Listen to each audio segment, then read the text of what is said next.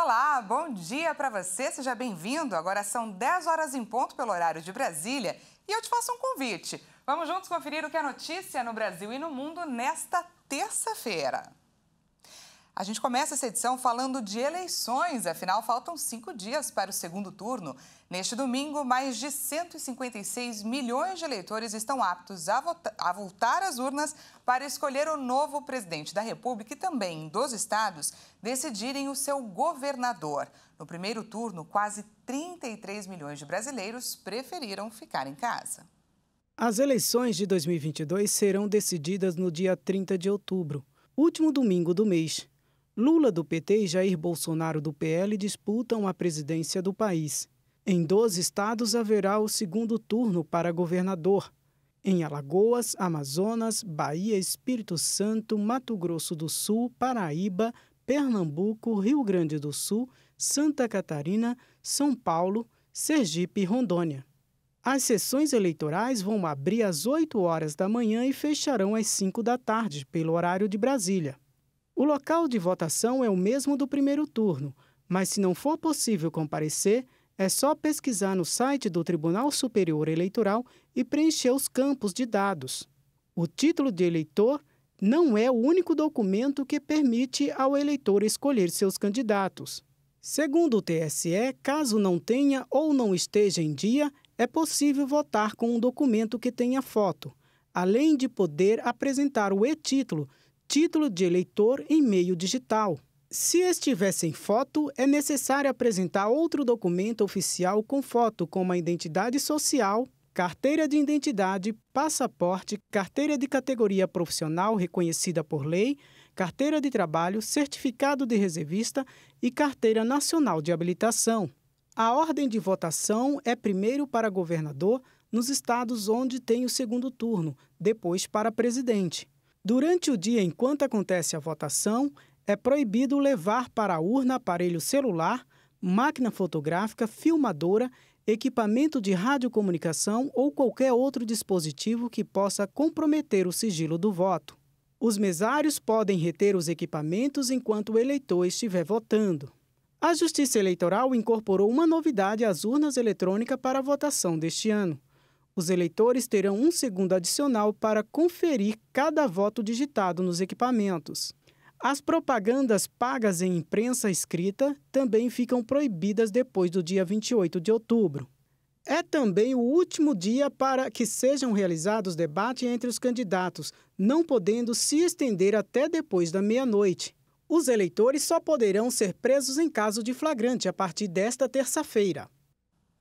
E ainda falando de eleições, ao menos 23 capitais brasileiras vão disponibilizar transporte público gratuito neste 30 de outubro para facilitar a votação. E a Prefeitura de São Paulo, que havia se posicionado contrária à medida, anunciou a liberação do passe livre de ônibus, acompanhando o parecer favorável do STF.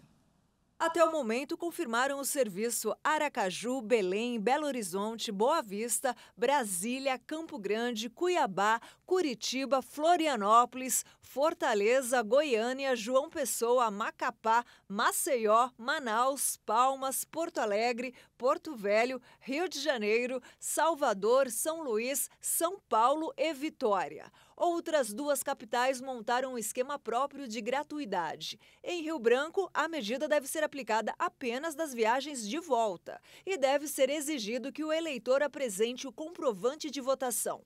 Dessa forma, os moradores da cidade vão ter que pagar ao menos uma passagem. Já em Natal, a passagem do domingo vai custar R$ 2,00, metade do valor original de R$ 4,00. As capitais decidiram disponibilizar transporte gratuito no próximo domingo, após a decisão do Supremo Tribunal Federal, que facultou às prefeituras a adotar a gratuidade dos ônibus no dia das eleições, de forma a garantir que os eleitores tenham condições de votar.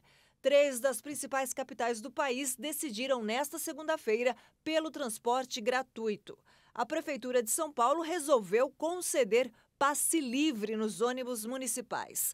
A cidade tem o maior número de eleitores do país.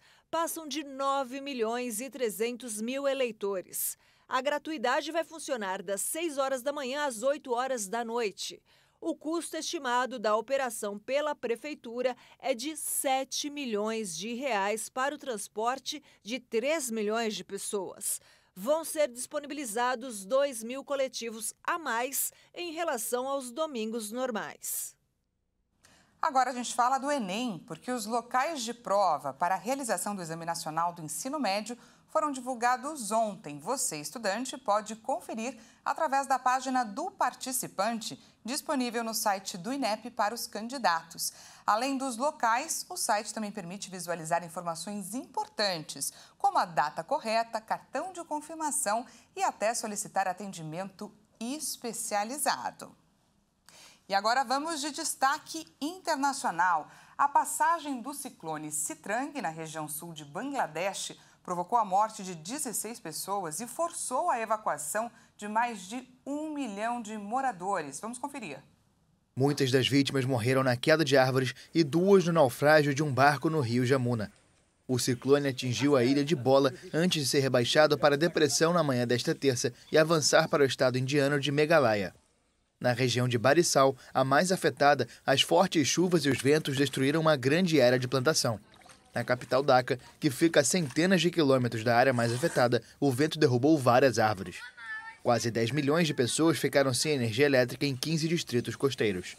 Bangladesh, com uma população de 170 milhões de habitantes, é um dos países mais afetados pelos fenômenos meteorológicos extremos desde o início do século XXI. Cientistas alertam que as mudanças climáticas devem tornar os ciclones mais intensos e mais frequentes nos países do sul da Ásia. Apesar disso, os procedimentos de evacuação das áreas afetadas também melhoraram graças às previsões meteorológicas mais precisas.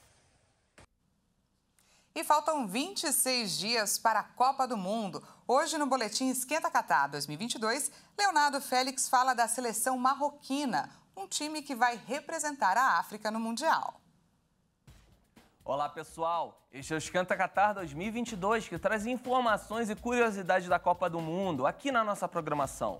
Hoje vamos falar da seleção de Marrocos. A equipe africana se classificou sem grandes sustos nas eliminatórias, mas corre o risco de ir para o Mundial sem 2 de seus principais jogadores. O lateral Marzaoui do Ajax e o meia Ziyech do Chelsea, que entraram em atrito com a comissão técnica.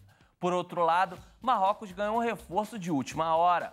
A FIFA acatou o pedido do atacante Munir em atuar pela seleção do país de origem do pai. A antiga promessa do Barcelona, hoje no Sevilha, deve ser o principal nome da equipe. Outro destaque é Hakimi, do PSG. O Marrocos está no grupo F, com a Bélgica, Canadá e Croácia. É isso aí, faltam 26 dias para a Copa do Mundo Catar 2022. Essa edição fica por aqui. Muito obrigada pela companhia. Mas olha só, às 11 horas eu volto para falar sobre a medida provisória que dispensa a doação de vacinas contra a Covid pela iniciativa privada ao SUS, que deve ser votada nesta tarde no Senado. Em menos de 1 hora. Te espero.